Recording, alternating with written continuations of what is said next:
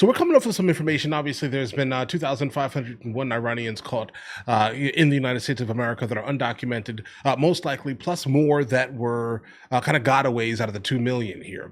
So apparently, within just this last week, 130 more Iranians have been arrested by ICE. Let's go ahead and see where this video takes us immediately. This is a suggestion via Discord. ICE is at the forefront of making sure that we're rounding up all these individuals or attempting to locate the ones that did get in. You have one that with admitted ties to Hezbollah.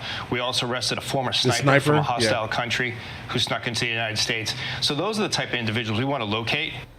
So you hear it there. That's Acting ICE Director Todd Lyons talking about the work his agency is doing, trying to find and apprehend Iranian nationals in the U.S., given concerns of potential sleeper cells here. And ICE has been busy. Federal sources telling Fox in the last week alone, ICE has arrested 130 Iranian nationals all across the United States. And ICE currently has 670 Iranian nationals in ICE detention. Now, we talk about some of those people who are detained right now. You just heard Todd Lyons explain some of it. This guy, a former Iranian Army sniper who had his military ID card on him at the time of his arrest. This guy, a former IRGC member with suspected ties to Hezbollah. Okay. This man had a gun in his waistband, and ICE says another one of them was a known or suspected terrorist. So they are going out and they're going into overdrive, trying to track down these potential threats. For more on this, we want to bring in former Acting ICE Director Jonathan Fahey. Jonathan, ICE is really cranking it up when it comes to finding these Iranians. Your thoughts? Yeah, they're doing a great job, and Director Lyons and Tom Homan are doing a fantastic job focusing in and getting these people locked up and eventually removed because they see them as a danger. And it does show a drastic change. And unfortunately, it's a change from the previous administration where they seem to put public safety and national security secondary to their open borders agenda. And I think you were reporting earlier there were 1,500 Iranians stopped during the Biden administration, and they let in over half of them. We also know that they let in 99 people that were stopped at the border. This is a Biden administration that were on the terror watch list, and they still let them into the country. So it's a shame that this administration, the current one, has to play cleanup for people that should have never been allowed in to begin with. Yeah, guys, I mean, the reason why they didn't close these borders, obviously, because it didn't make them feel good, guys. That's just what it is here. I'm not sure that the left actually appreciates the concept of borders by any means here. How can a country exist without borders? It doesn't. Up for people that should have never been allowed in to begin with. Yeah, a lot of work for ICE to do.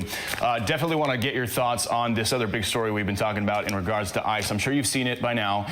The vice mayor of a city in Southern California, a city called Cudahy, went on social media, posted a video, then deleted it, in which she called for 18th Street and Florencia 13 gang members to defend their territory against ICE. Take a look. That didn't happen, bro. I refuse to believe that was a real thing. Listen to this.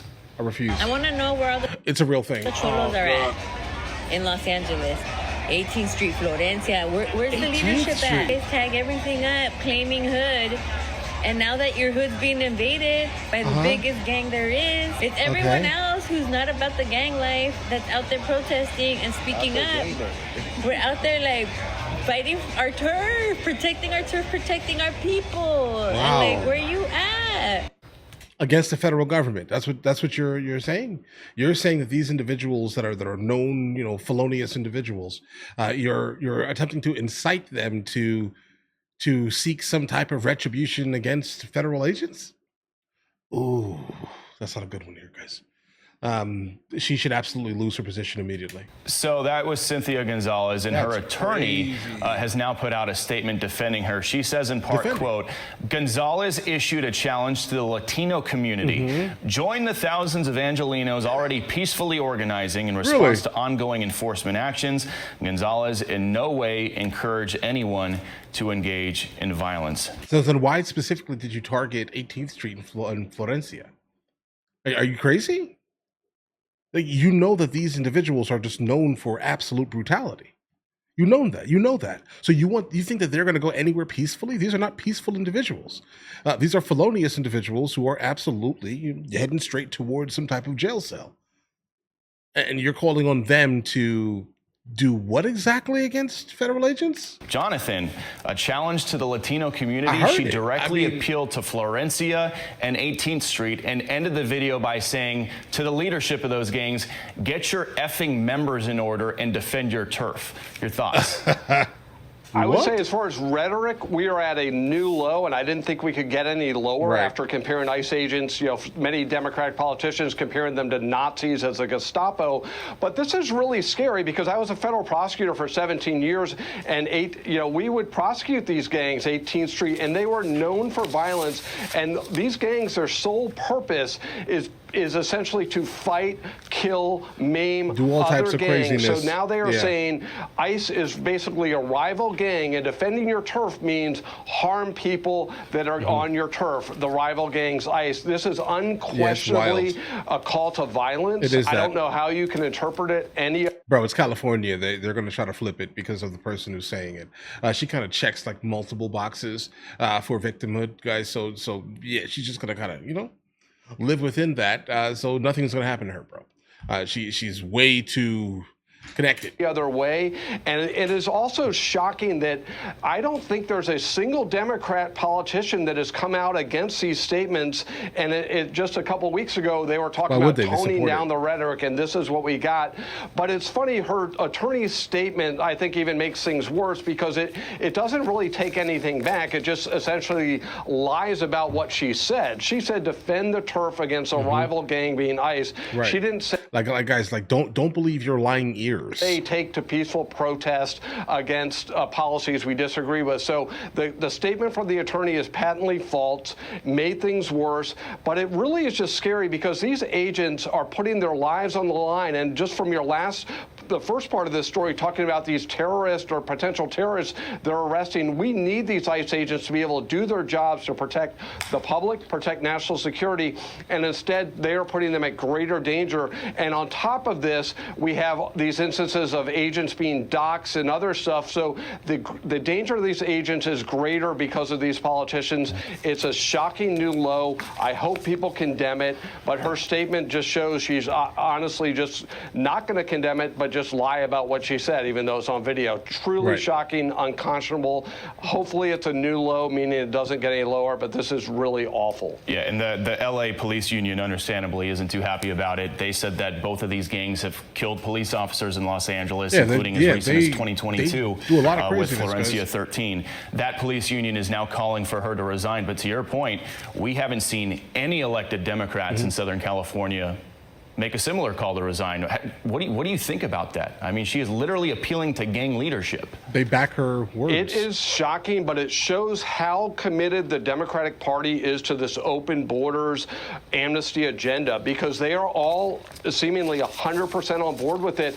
And it's very interesting, as Trump has been more successful on this issue, as we've seen, and you report all the time about the border numbers being so low. Remember, Democrats during the campaign were saying they were for border security. I've heard nobody say congratulations to President Trump on securing the border, because it shows that was all a false narrative. They were never for a secure border, and the more successful he is at securing the border, at deporting illegal aliens that are criminals and put us at risk, the more they ratchet up their rhetoric and the more they fight against ICE. So it just shows where they are as a party, which is full-on open borders amnesty, and there's no wiggle room within the party right now on that, shamefully so. Yeah, guys, they just kind of live within they live within an echo chamber, and seriously, anything that kind of goes against what the groupthink narrative basically is dictating, then they're just not going to back it. They're going to hate every single thing about it. It's absolutely shameful what this elected official has said here.